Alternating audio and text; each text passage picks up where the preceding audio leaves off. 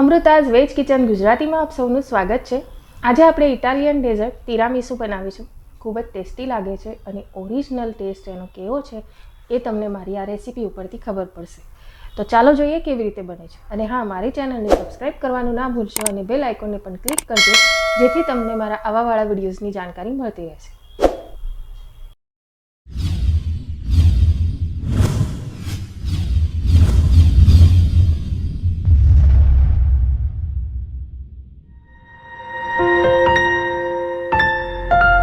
તિરામીસુ બનાવવા માટે આપણે લઈશું લેડી ફિંગર્સ। આ ઇટાલિયન બિસ્કિટ્સ છે। આની રેસીપી મેં અપલોડ કરેલી છે મારી ચેનલ પર। Sugar free chocolates, sugar free powder, કાળી દ્રાક્ષ, બટર, મસ્કાપોની ચીઝ, આની પણ રેસીપી મેં મારા ચેનલ પર અપલોડ કરી છે। કોફી છે, પાણીને ઉકાળીને 1 ચમચી તેમાં કોફી નાખી છે, અને અમૂલની ફ્રેશ ક્રીમ। ફ્રેશ ક્રીમમાંથી મેં જે જાડો પાર્ટ નીકળે છે, થીક પાર્ટ, એ કાઢી લીધો છે અલગથી। આની આપણે ક્રીમ બનાવીશું। સૌ પ્રથમ આપણે ક્રીમ બનાવી લઈશું। તો બટર લઈશું એક વાસણમાં,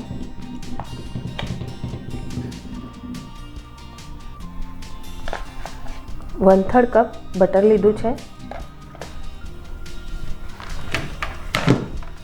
અને બટર જે છે તે ઠંડુ હોવું જોઈએ, એકદમ ચિલ્ડ નહીં, પણ ફ્રીજમાં મૂક્યા પછી 15-20 મિનિટ બહાર રાખો અને એના પછી તેને યુઝ કરવા। હવે આને આપણે બીટ કરીશું।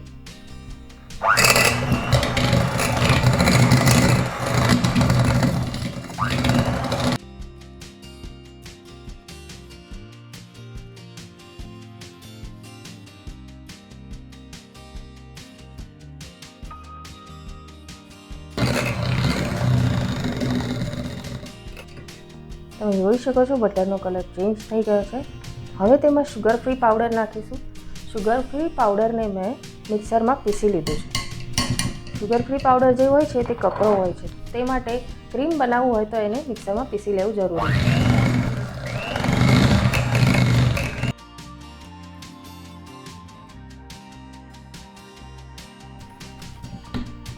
તમે જોઈ શકો છો બટર કેટલું ફ્લફી અને ક્રીમી થઈ ગયું છે।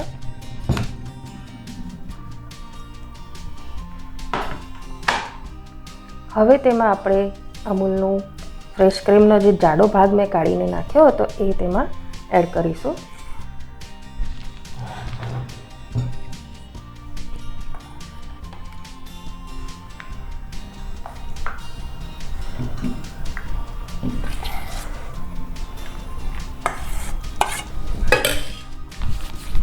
હવે આપણે આને બીટ કરીશું। તો આમાં વિપિંગ ક્રીમ યુઝ કરવાની જગ્યાએ આપણે અહીંયા બટર અને ફ્રેશ ક્રીમ યુઝ કરી છે। વિપિંગ ક્રીમ જે હોય છે તે વેજીટેબલ ફેટ હોય છે અને એ હેલ્થ માટે સારું હોતું નથી, તે માટે આ રીતે આપણે ક્રીમ બનાવી શકીએ છીએ। અને આ ક્રીમ તમે કેકને ડેકોરેટ કરવા માટે પણ યુઝ કરી શકો છો।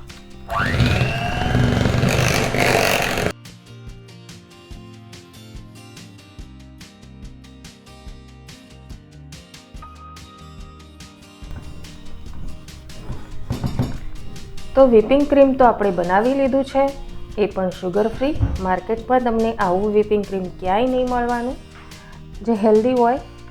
મળે તો છે વિપિંગ ક્રીમ, પણ બધા જ અનહેલ્ધી હોય છે। નોન ડેરી વિપિંગ ક્રીમ જે હોય છે તેમાં વેજીટેબલ ફેટ્સ હોય છે, જે હાર્ટ અને કિડની માટે નુકસાનકારક હોય છે। તો તમારે કેક પણ બહારથી લાવવા ના જોઈએ, અને આ રીતે ઘરે તમે અમૂલ ફ્રેશ ક્રીમથી વિપિંગ ક્રીમ બનાવી શકો છો। તમે જોઈ શકો છો કેટલી સરસ થીક વિપિંગ ક્રીમ બની છે। આનાથી તમે જોઈએ તેવા કેક ડેકોરેટ કરી શકો છો।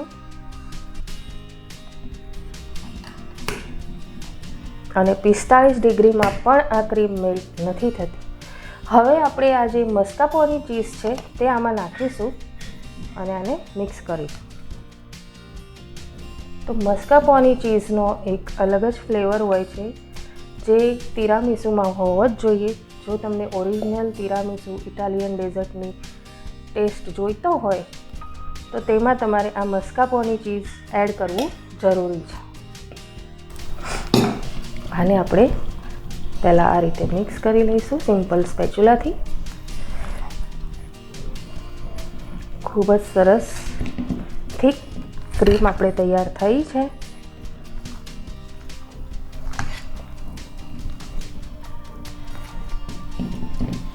બટરનું ટેમ્પરેચર બરાબર યાદ રાખવું અને જે ફ્રેશ ક્રીમ હોય છે તેનો પતલો પાર્ટ જરા પણ નથી લેવાનો, હોઈ શકે એટલો નિતારી લેવાનો છે અને તેમાંથી જાડો પાર્ટ જ લેવાનો, જેથી આવી પરફેક્ટ ક્રીમ બનશે. અને બીટ કરવી હોય તો કરી શકીએ છીએ મિક્સ કરવા માટે.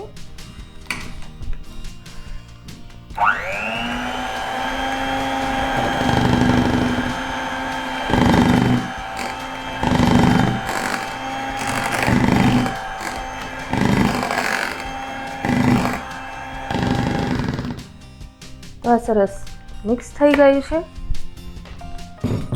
તો આ ક્રીમ આપણું તૈયાર છે અને આપણે સાઈડમાં રાખીશું.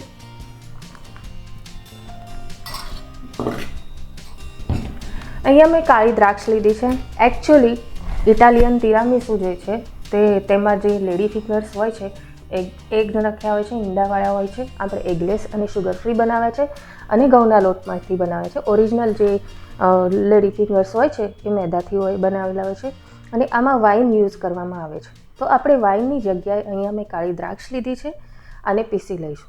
સિઝનમાં અત્યારે કાળી દ્રાક્ષ મળતી હોય છે તો અને ખૂબ મીઠી છે, ખૂબ ટેસ્ટી છે, તો આને જ યુઝ કરીશું. તમે જો કાળી દ્રાક્ષ યુઝ ના કરી શકો તો ટેટ્રા પેકમાં દ્રાક્ષનો જ્યુસ મળે છે, પણ આપણે શુગર ફ્રી રેસીપી બનાવીએ છીએ અને એ જ્યુસ શુગર ફ્રી નથી હોતો, તે માટે આપણે અહીંયા દ્રાક્ષને પીસી લઈશું. તો મિક્સર જારમાં દ્રાક્ષને નાખીશું. હવે આમાં પાણી નાખવાની જરૂર નથી, તેમાં નેચરલ પાણી હોય છે, એટલે આપણે આનો જ્યુસ બનાવી લઈશું. આને પીસી લઈશું.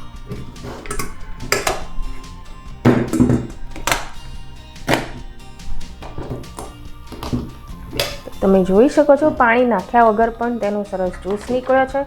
હવે આપણે આને ગાળી લેવાની. આને ગાળી લઈશું.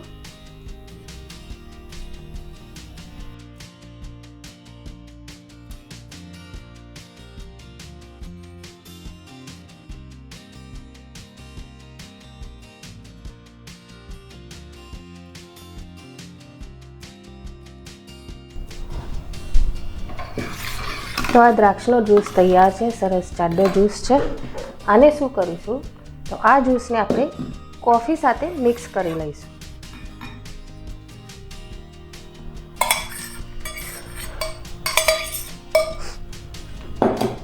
હવે દ્રાક્ષ જે છે ખૂબ જ મીઠી હતી, તો આમાં હું કોઈ શુગર ફ્રી પાવડર એડ કરવાની નથી. જો તમને એવું લાગે કે મીઠું નથી તો તમે એડ કરી શકો છો, પણ ઓલરેડી દ્રાક્ષ ખૂબ જ મીઠી હતી તે માટે હું તેમાં શુગર ફ્રી પાવડર એડ કરવાની નથી. હવે આપણે તિરામીસુ બનાવવાનું સ્ટાર્ટ કરીશું. અહીંયા મેં એક બાઉલ લઈ લીધો છે. આપણે જે આ લેડી ફિંગર્સ બનાવ્યા હતા આનો વિડીયો મેં અપલોડ કર્યો છે, જરૂરથી જોજો. ઘઉંના લોટમાંથી બનેલા છે, ખૂબ જ હેલ્ધી છે.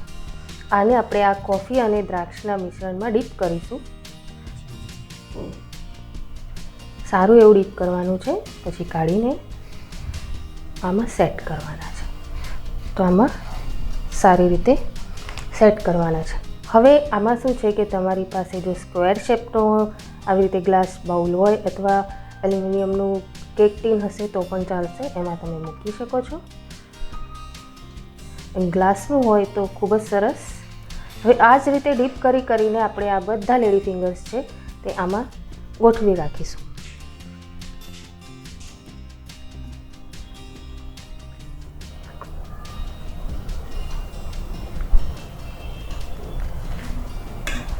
સારી રીતે ડીપ કરવાના છે. એની અંદર આ પાણી ઉતરવું જોઈએ અને એકદમ મોઇસ્ટ થઈ જવા જોઈએ.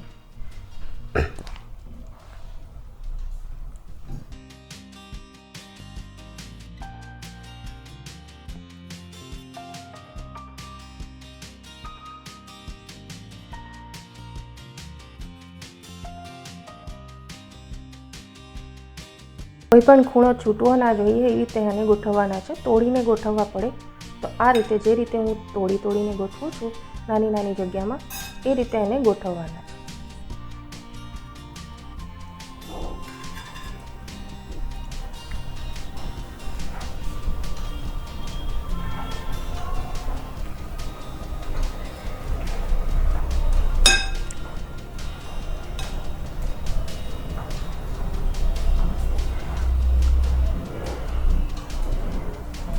આ રીતે તમે પહેલાંથી જ આને લેડી ફિંગર્સને ગોઠવીને પછી આ રીતે આ લિક્વિડ નાખશો તો પણ ચાલશે. બસ એ સોક થવું જોઈએ. હવે આ એક લેયર પૂરો થયો છે તો આપણે તેના ઉપર ક્રીમનો લેયર નાખીશું. જે ક્રીમ આપણે બનાવી છે મસ્કાપોની ચીઝ સાથે એનો આપણે લેયર નાખીશું.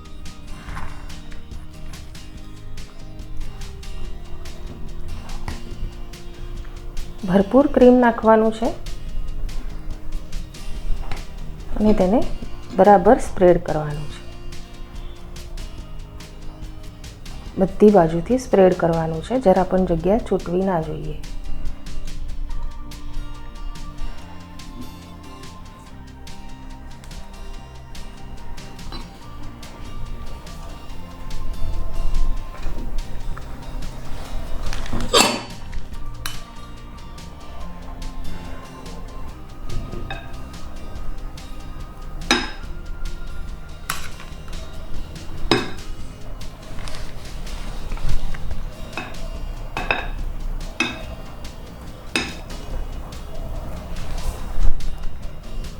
તો તમે જોઈ શકો છો ક્રીમની ટેક્સચર કેટલું સરસ છે, કેટલું થીક છે.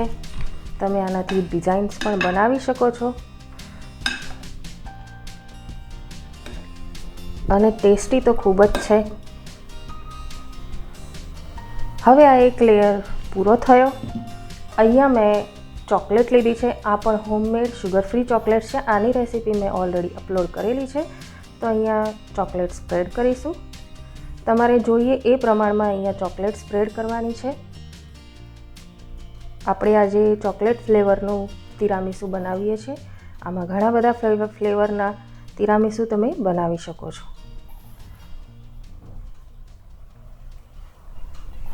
ચોકલેટ તો હું ઘણી બધી નાખવાની છું. ખૂબ જ ટેસ્ટી લાગે છે. ખાસો એવો ચોકલેટનો લેયર કરવાનો છે.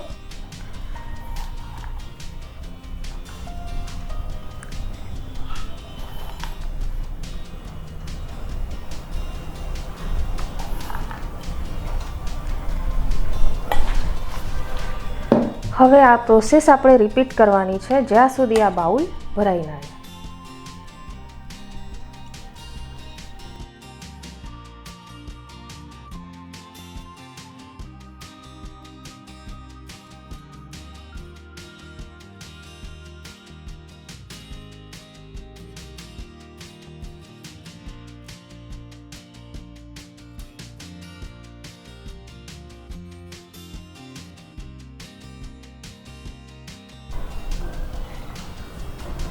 તો હવે આ બાઉલ ફૂલ થઈ ગયો છે. આનાથી ડીપ બાઉલ હોય તો 3 લેયર થઈ શકે છે. આમાં 2 લેયર થયા છે. આને તમને જોઈએ તે પ્રમાણે ડેકોરેટ કરી શકો છો. આના ઉપર તમને જો કેક બનાવતા ના આવડે તો બર્થડે માટે આ ડેઝર્ટ બનાવીને આના ઉપર તમે જેનો બર્થડે હોય તેનું નામ લખી શકો છો ક્રીમથી. આપણે તો આને સિમ્પલ ચોકલેટથી ડેકોરેટ કરવાના છીએ. તો ભરપૂર ચોકલેટ અહીંયા નાખવાની છે.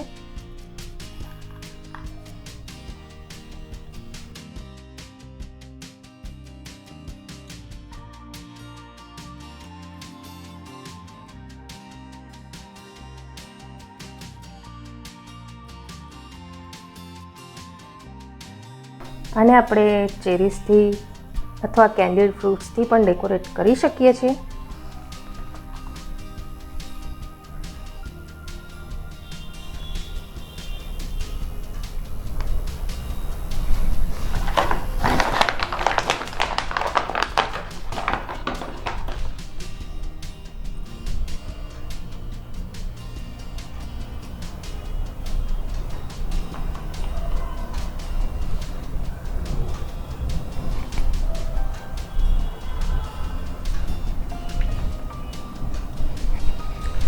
તો ટેસ્ટી હેલ્ધી તિરામીસુ બનીને તૈયાર છે. ઇટાલિયન રેસીપી છે. આપણે ઘરે બનાવીને ખાઈ શકીએ છીએ. એના માટે ત્યાં જવાની પણ જરૂર નથી અથવા કોઈ રેસ્ટોરન્ટમાં જવાની પણ જરૂર નથી. હવે તમને બર્થડે કેક બનાવતા ના આવડતો હોય તો આ રીતે તિરામીસુ બનાવીને તમે બર્થડે સેલિબ્રેટ કરી શકો છો. ખૂબ જ ઇઝી છે અને ડેકોરેટિવ લાગે છે. ખૂબ સુંદર લાગે છે. મને તો હમણાં જ ઉપાડીને ખાવાનું મન થાય છે. એટલું ટેસ્ટી બન્યું છે. તો તમે પણ બનાવો અને મને જણાવો તમને મારી રેસીપી કેવી લાગી. ધન્યવાદ.